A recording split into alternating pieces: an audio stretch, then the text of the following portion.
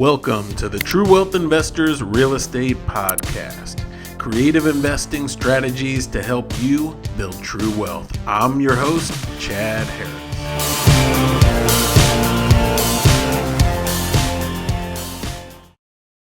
So, honestly, I'm here just to help you guys, and I want it to be as beneficial as possible for you. So make sure you ask those questions and get everything understood as best you can. Okay. So tonight we are talking about seller financing, and seller financing, as interest rates have risen, has become really suddenly a really attractive proposition. You see a lot more speakers talking about it, a lot more investors looking to use it. And so but I feel like for a lot of investors, it just seems uncomfortable or foreign, and you're not sure how it works. So tonight we're going to talk about exactly what it is, how it works, and how to talk to the seller so that they understand it and they say, yes, I will finance it for you. All right, that's what we're after. So a lot of people struggle with financing, right? And they know what number of deals they want to do. They have their goals that they want to accomplish. But tonight we're going to talk about kind of solving that financing problem, right? So what would we do in our business if funding wasn't an issue? How many units would we buy? How many flips would we do? And what difference would it make in your life? None of us really get involved in real estate so that we can talk about our pretty houses. We get involved in real estate usually because we want financial freedom or time freedom or extra cash flow. We want the impact of that money.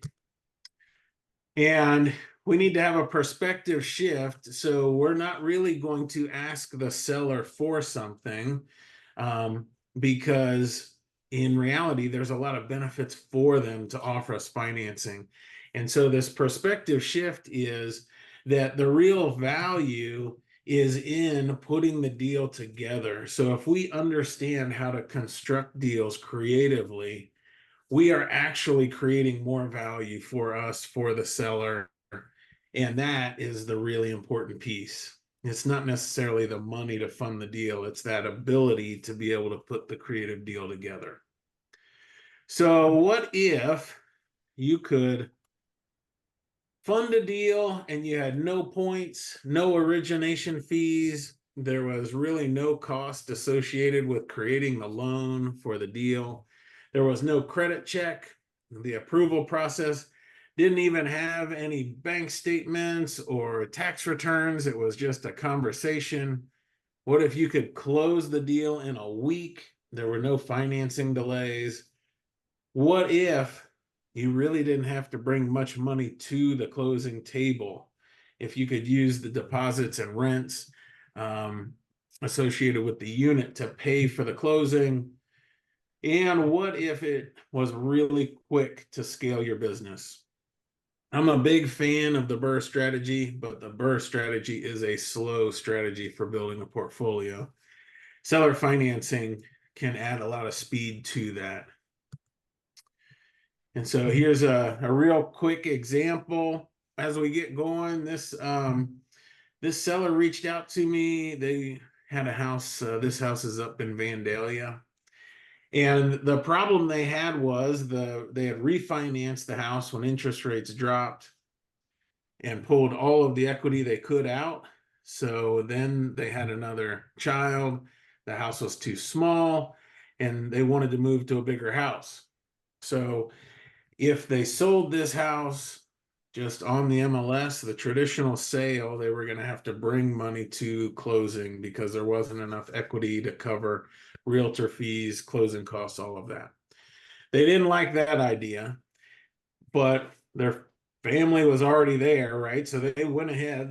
The owner had a really good job. He could afford another mortgage and qualify for another loan. So they already bought a second house. And they had two mortgage payments, which they didn't want. And they were just kind of felt stuck. They thought they were going to have to become a reluctant landlord. but they didn't really know how to do property management. So they reached out to me, and I said I would give them a little bit of money for their equity, and I would just take over the payments on their loan, make the payments on their behalf.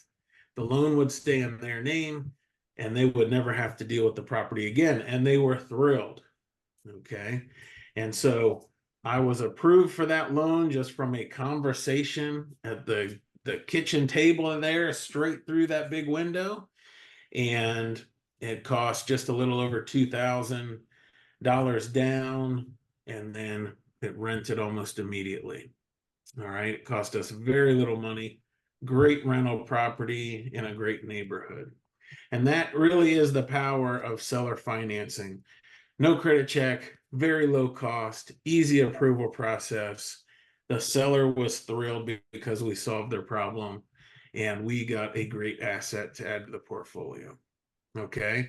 And so I won't go into my whole story because you guys primarily know my whole story, but I was doing so. I got my start raising money from private lenders when my job ended in 2013. And then after about 25 doors doing the BRRRR strategy, I started to incorporate seller financing. And so with seller financing, it was able to grow faster because I could acquire occupied properties and properties that didn't need a lot of work. So the BRRRR strategy is really good strategy, but you inherently have to do large rehabs, right? And you inherently have to wait for the rehab to be done to refinance. And so once I started adding in creative financing, we went from 25 to 50 fairly quickly, and then grew from there. So all of the offers I make are either using private money for the BRRRR strategy or creative financing. And I'll go over how to make those offers tonight too. And what I love to do is speak and teach. And so with our staff overseeing the portfolio, I get more time to do it, like here at GD and other places. And I also speak on the podcast that we have. So if you're interested in podcasts and want to learn more about creative financing, there's over 150 episodes.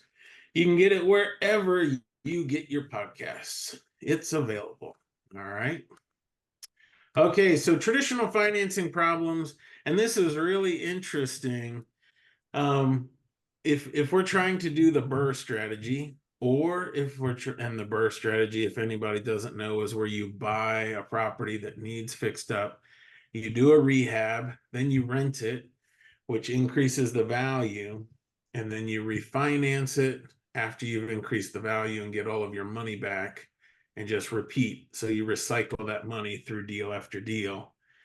Well, if you're doing that strategy, or you're wholesaling, or you're trying to flip, all of those strategies require us to be able to purchase a property at a really low price compared to the after repair value. All right. And if we find a seller where money isn't their primary concern and they're willing to take a low price, that's great. But a lot of sellers, they know that the house is worth more than that wholesaler is offering, and so they want a higher price, and it won't work for the BRRRR, a wholesale, or a flip at that higher price. Like Pamela said, sooner or later we run out of money, right? If we're using a bank, usually we need a down payment. We're going to need money for the rehab.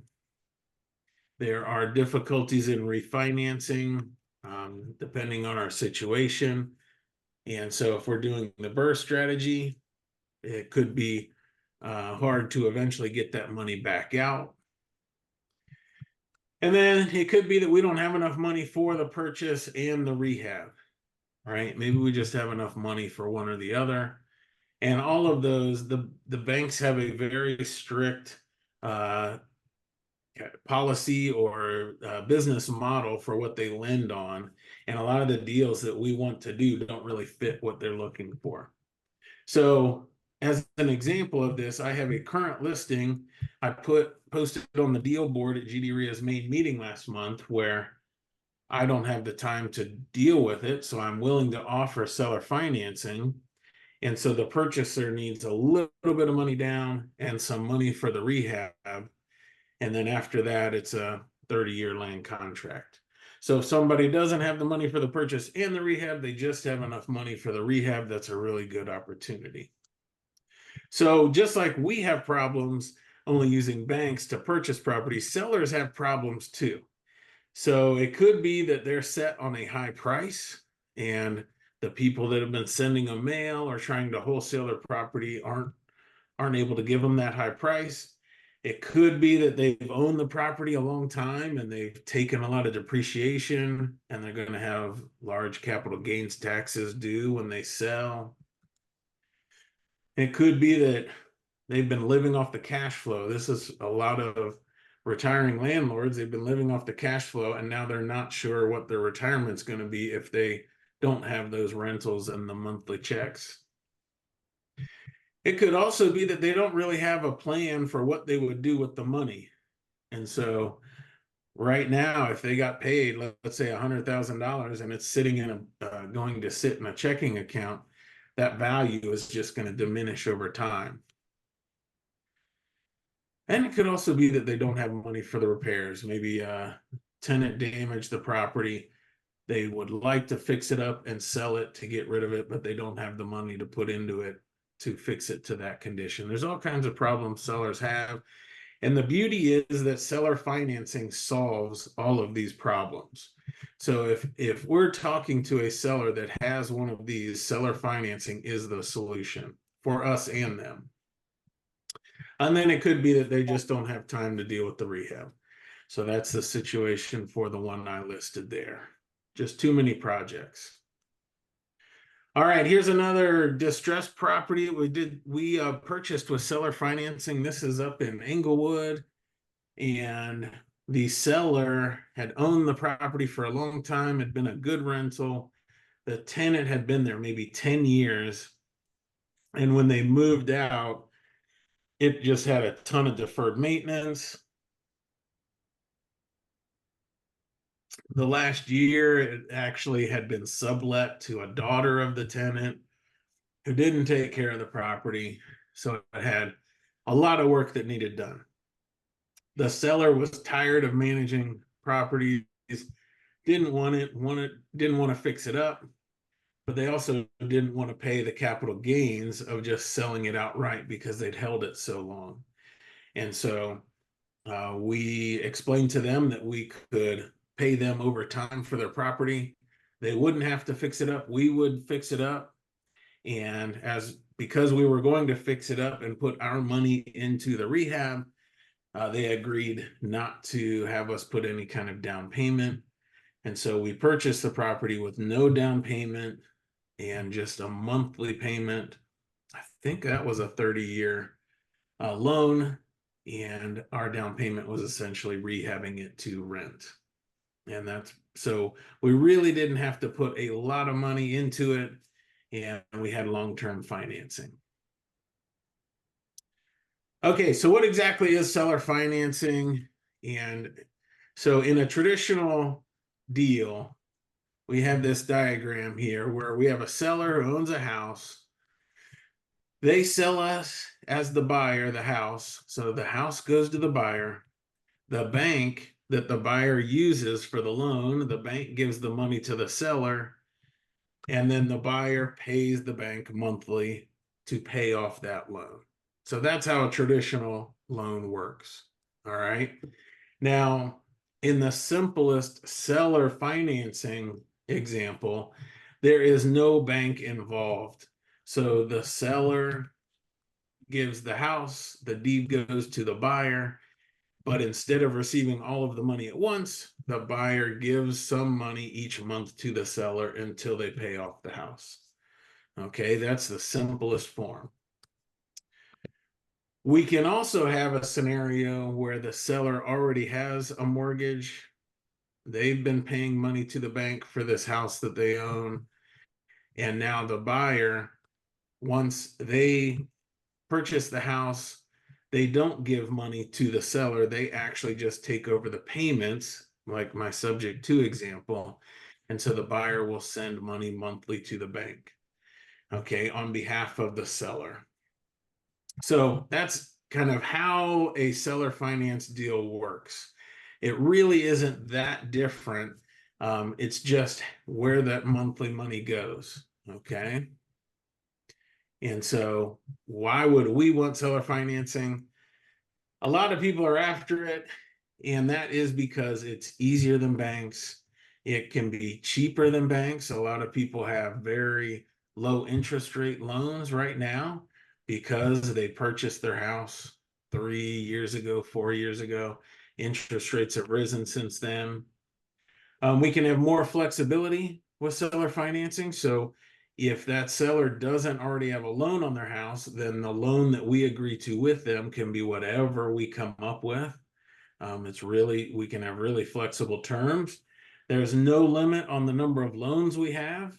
So it's not that you can get 10 loans with sellers and then you're cut off. You can get as many as you want.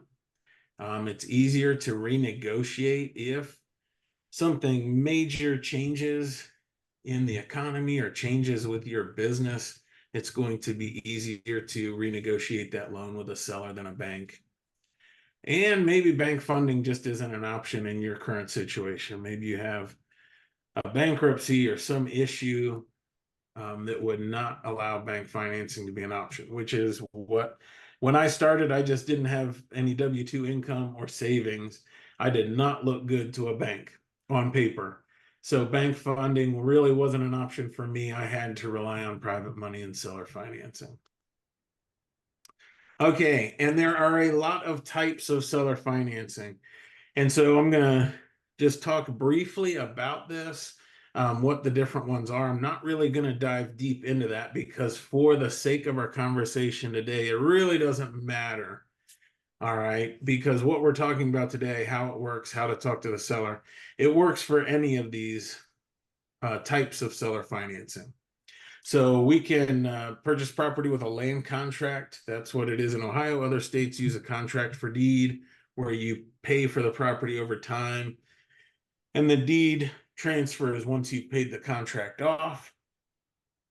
It could be subject to where the deed transfers to the buyer, but then you make payments to the bank. It could be a wrap mortgage where you have a big mortgage that wraps and includes a smaller mortgage. It could be an owner-held mortgage where the owner creates a note and you pay them over time like the bank. Could be a lease option where you rent the property and have an option to buy. That's a really good option for nice houses that don't need a lot of work. And I know right now in Columbus, there are a lot of people using options just because of the explosive growth expected from Intel and Facebook and Google and all the companies moving in there. So with an option, you can lock in the price now and you have however long the option is, 5 years, 10 years to actually pay for the property. It could be a master lease where you tie up multiple properties or multiple units. Could be a joint venture where you partner with somebody else. You could even partner with the seller. Say you do a flip, the seller doesn't receive any money at closing and you put in money to rehab the property and then you split proceeds somehow when you sell. Or it could be 0% interest offers where there's no interest on the loan. And I include that as a type of loan or a type of seller financing because you can get really, really creative when there's no interest in the loan. You can structure the payments all different ways. Okay. So that's a super quick overview. I don't want to deep dive into it, but just know that what we're talking about tonight works for all of those. A lot of times the actual type of seller financing you use is somewhat determined by what financing the seller already has. Okay. So here's another example where this property was inherited by the seller. It had a family member living in it who wasn't taking care of it and wasn't paying rent. We all know those types of family members, right? So they wanted rid of the house and they didn't want to have to deal with the family member who was in the house anymore. The house needed work because the family member who was in there hadn't taken care of it, had other people staying in there. Um, so they just really, their motivation was they wanted rid of the property. The property was a problem. And when I talked to them and learned, what worked best for them, if they benefited from a cash payment or if they benefited from a monthly payment, they were nearing retirement and they actually wanted a monthly payment instead because it would give them retirement income. And so I offered, instead of paying them a low all cash offer, I would pay them $300 a month until the amount of the sale price was paid off. Okay. And they thought that was great. They had $300 a month in retirement income until the purchase price was paid off. All right. So what is that loan where it's just a set figure, $300 a month till it's paid off? That is a 0% interest loan. Okay. So my $300 a month payment was just principal. And so if we buy a house, we'll get into, I'm not going down the rabbit hole yet. We'll get to it later in the presentation, the importance of 0% interest loans, okay, and the real benefit to that. But that's a real good example of why a seller would offer seller financing. So why do sellers offer financing? That's kind of the question when I talk about that I'm going to talk to a seller, they're going to give me their house and I'll just give them a little bit of money over time. A lot of people say, why on earth would a seller do that? Okay. And the easy answer is that it benefits them. Okay. So when we're talking to them and we want to get them to offer a seller financing, we can't talk and focus the conversation on how it would benefit us. It needs to be focused on what the benefits are for them. So I always talk about this quote from Zig Ziglar. You can get everything in life you want if you just help enough other people get what they want. And so for us to be really good at seller financing, we need to be able to explain to the seller how it's beneficial to them. And once they want it, obviously we're going to get what we want. So the 5 major benefits to sellers: we're willing to pay more. So they'll get a higher price on their house if they offer financing.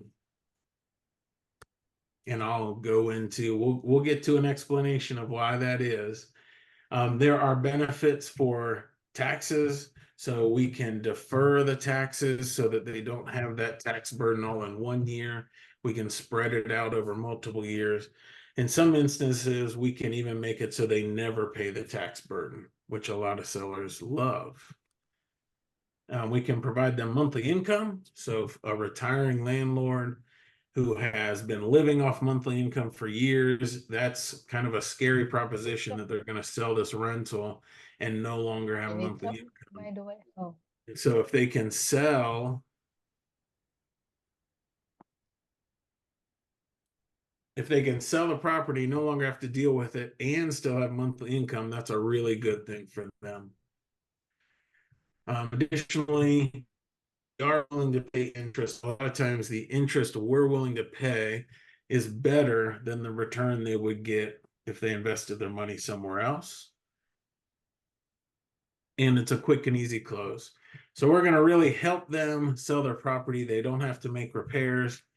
There's not going to be any financing contingencies, anything like that. It's going to be really quick and easy, which they like. Why would they not? So here's another quick example: a tired landlord. When I talked to him and he took me through the properties, it was actually 2 doubles. He had lived in one of the units. And so he was explaining all the intricate details of the work he had done on the property. It was very personal for him, and he wanted a high price because he had personally done the work, right? His own blood, sweat, and tears were in the property.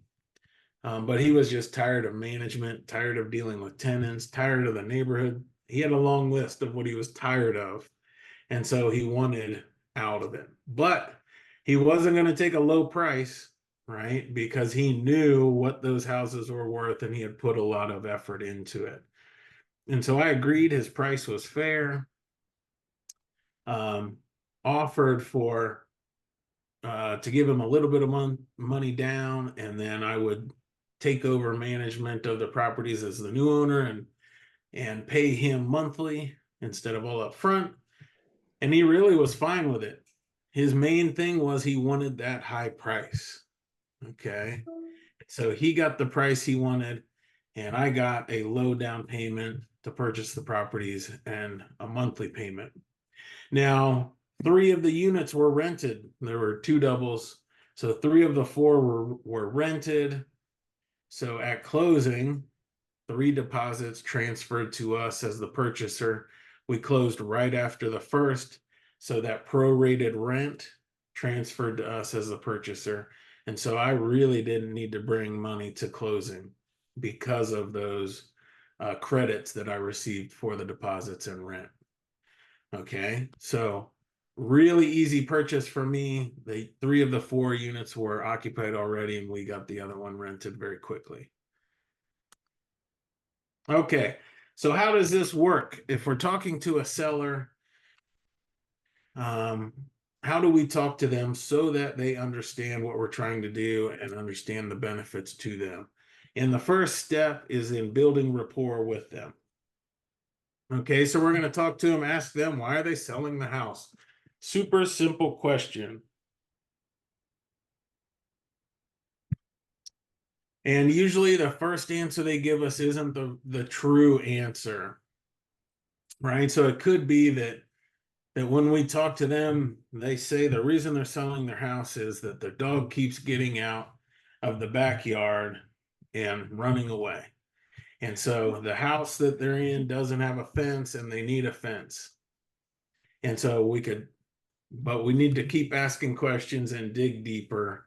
And so it may be that once we dig deeper and get the real story, it may be that for them, it's not really that their dog's getting out. It's more that the neighbor is complaining about their dog going over into their yard. And so the neighbor is the real issue. They want to get to a house with a different neighbor, right? And so until we truly know what their motivation is, it's hard for us to really make an offer to solve their problem. So we need to just keep asking questions.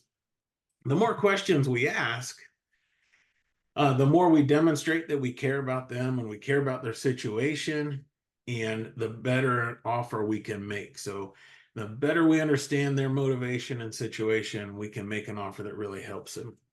So another question would be, if you don't mind me asking, what will you do with the money?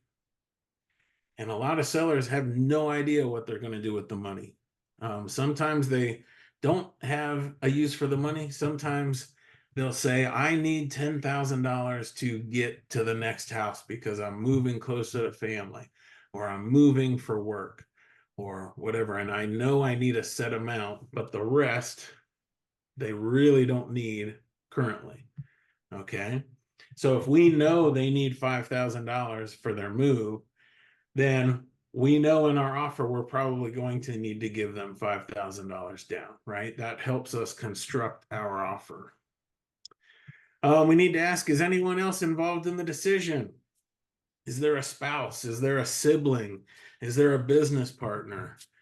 And I learned this the hard way. I was talking to a guy who inherited a house and he was fed up with it and the family member living in it, and he was ready to get rid of it, and he signed a purchase contract with me. And man, I was super fired up, and then turned it into the title company, and the title company told me about how he had 7 siblings that also inherited a portion of the house, right? He wasn't the only one on the deed that had inherited it. And so then that closing got complicated. So it's good to know who's involved.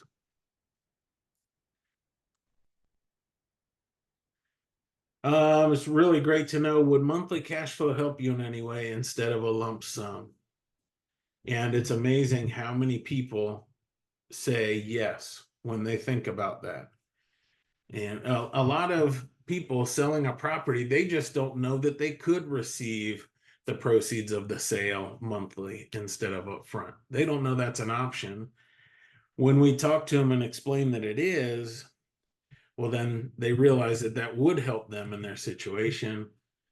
We want to ask if they're concerned about the tax consequences, just because that brings it up in their mind that it could be an issue.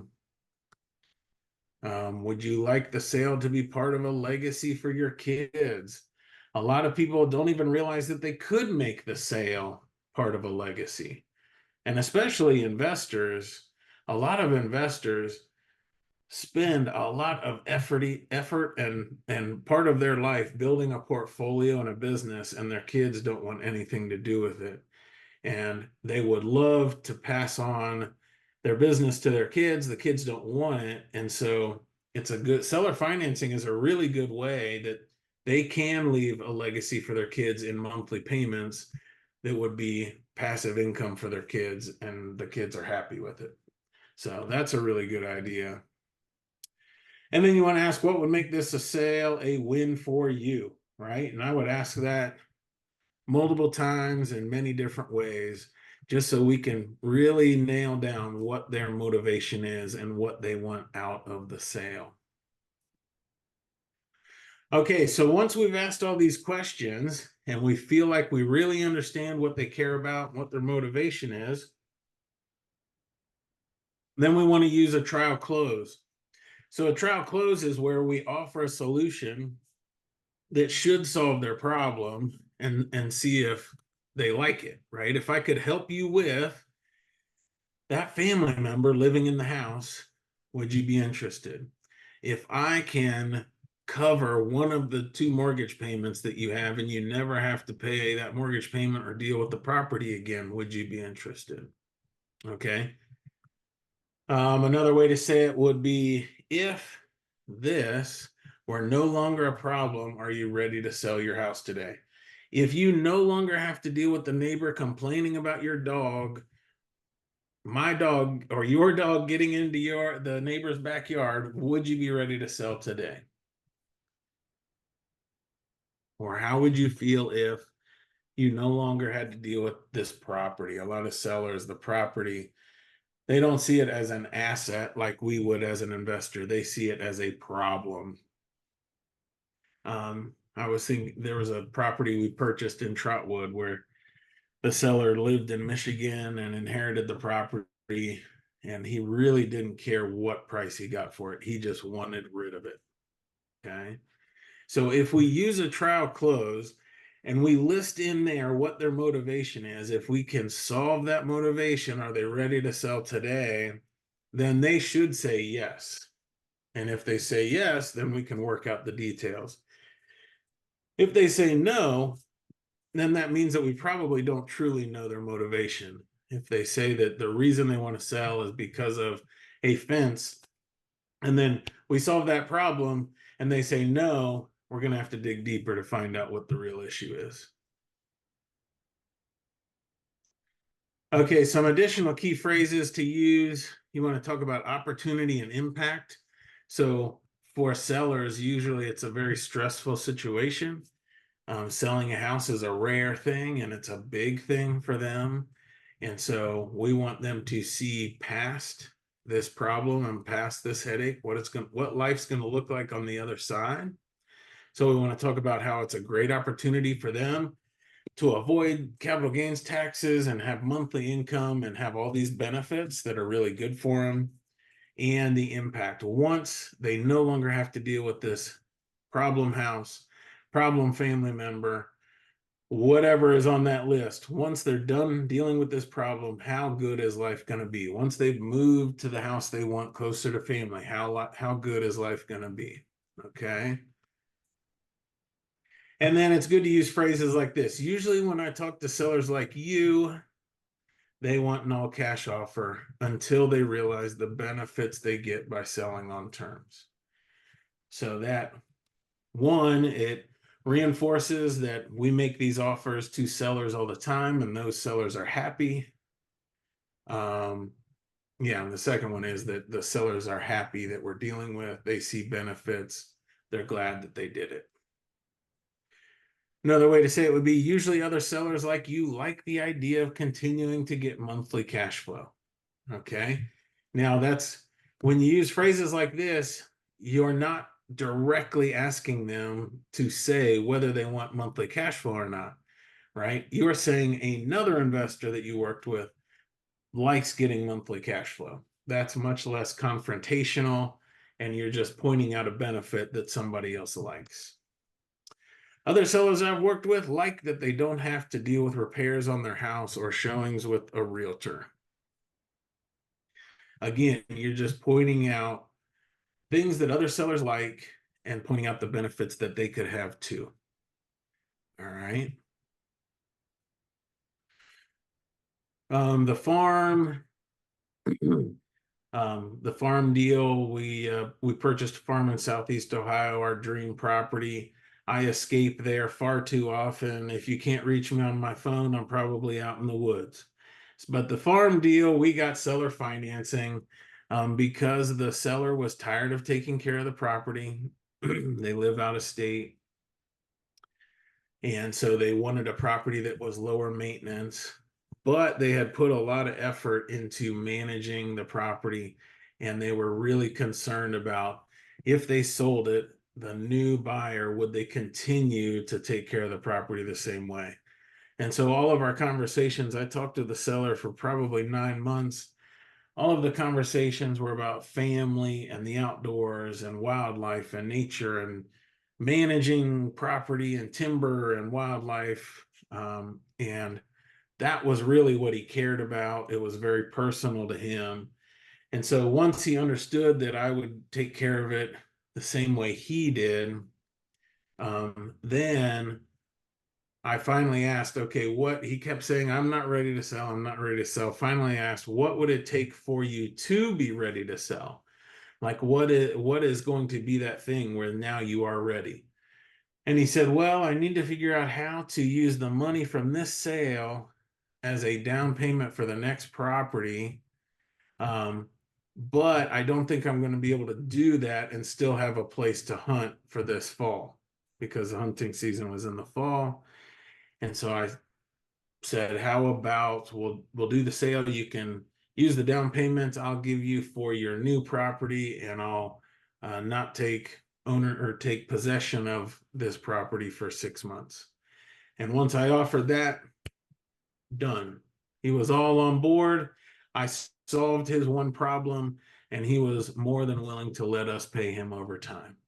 Okay, as long as he got that down payment he needed and he got the 6 months that he wanted.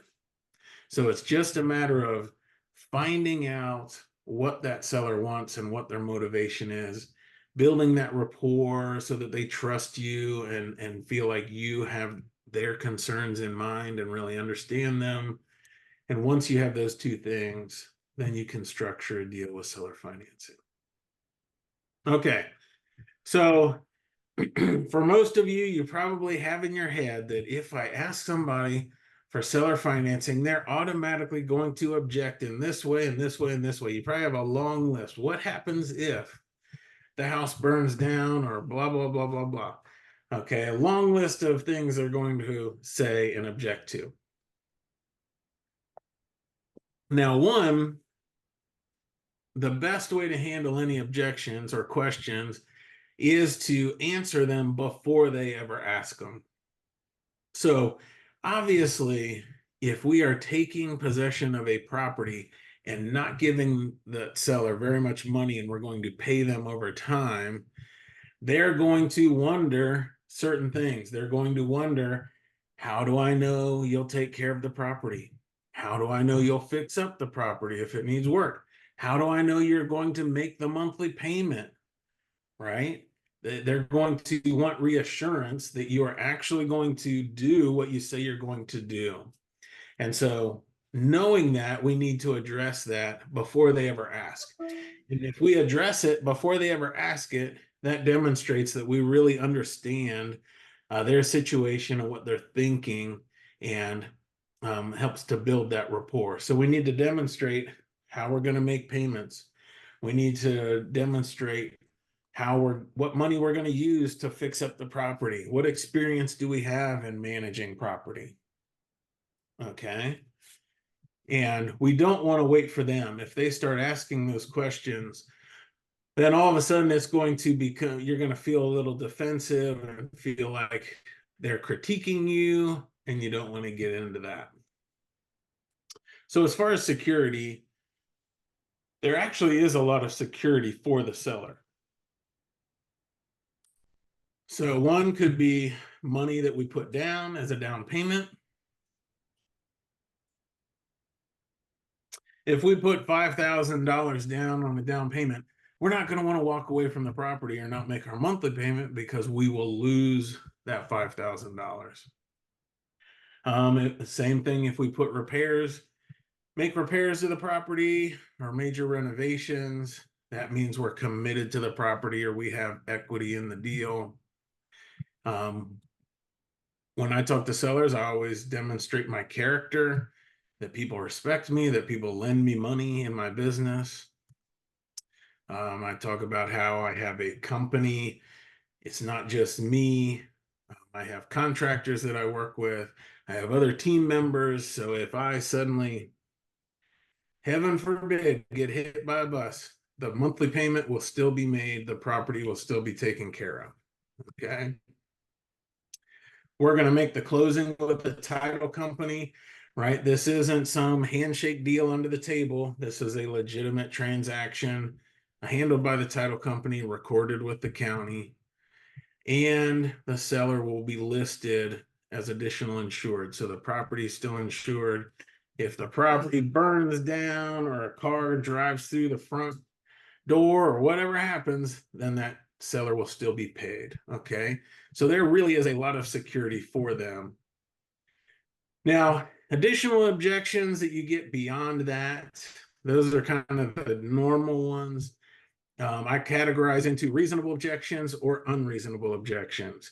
So reasonable objections include things that they should have questions about. What's the process for actually closing? Who creates the documents? What documents are we using? How do I know you're committed? How do I know you, Mr. Buyer, are going to make your payments? Things like that. How will you make the payment? Is it a check?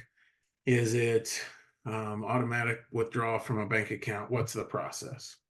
And so reasonable objections, we should just answer them, right? We're trying to provide clarity and help them understand the process. And so we just want to answer those questions. Now, unreasonable objections, if it's an insane interest rate that they want, maybe they want 15% interest. Maybe they want a price that's $150,000 for a $100,000 house. Maybe they want terms where they only give seller financing for 1 year, which really doesn't help you that much if it's only 1 year. Or maybe they'll only offer it for 6 months. If they're giving unreasonable objections where they're really trying to put a lot of risk on us as the buyer and take all risk off of them as the seller, then we need to talk to them about how we're in this together. For the deal to work, it has to be beneficial for both of us. And so if we're buying a rental, there's no way we can afford the payment if it's 15% interest. If the house is worth 100, it's not really fair to demand 150. And likewise with the term seller financing, we're going to need more time to get other financing together than 6 months. Okay. So the key is that we're in this together. The deal has to be beneficial for both of us. And then always bring it back to opportunity and impact. So the concept that here's the benefits for you and the impact it's going to make on your life, those are emotional things for the seller. And people make decisions based on emotion. They always rationalize it after the fact, but they're going to decide based on emotion. So, okay, let's talk about how to make the offer. And I like to give sellers multiple offers. And So we can give them that low price all cash offer if we want. It may help them if they accept the all cash low price, then we can wholesale the property, or we can raise money from a private lender, or get money from a hard money lender for the deal. We should offer them a kind of middle of the road price with a little bit of money down, and then we pay them the rest over time, seller financing. Or if they're really set on price, we can give them a high price. Maybe we offer them 110 for a house worth 100 with no money down and 0% interest. But they get that high price that they really want. Okay. And so if we look at this, the reality of those three offers and how it works out for us, what the true cost of those three offers are. We have an example here where we have a house where the value is 150. We're going to make three offers. One, the price is 100,000. Second offer is 135,000. Third offer is 170,000 for this house worth 150.